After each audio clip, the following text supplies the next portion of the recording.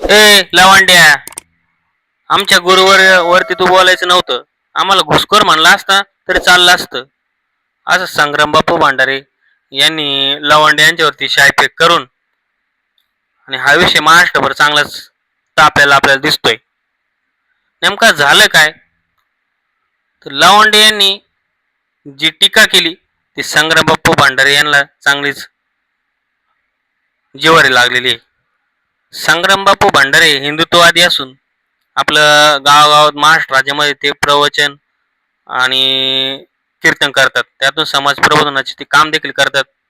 पण शरदचंद्र पवार साहेबांच्या राष्ट्रवादी पक्षाचे प्रदेश प्रवक्ते लवांडे यांनी त्यांच्या गुरुवरती टीका केली. त्यानंतर संग्रामबापू भांडारे यांनी त्यांना त्यांच्या कार्यकर्त्यांसोबतच जाऊन लवांडे यांच्यावरती शायफेक केलेली आहे. त्यांचे समर्थन विशेष म्हणजे भाजपचे जे आमदार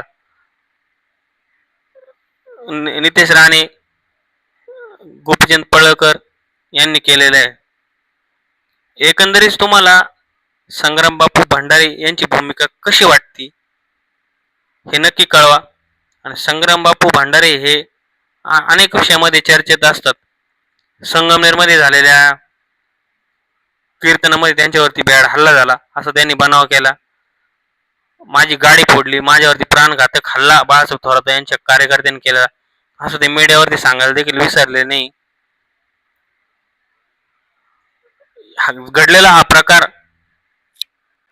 हा निंदनीय आहे असं काही नेटकऱ्यांचं म्हणणं आहे.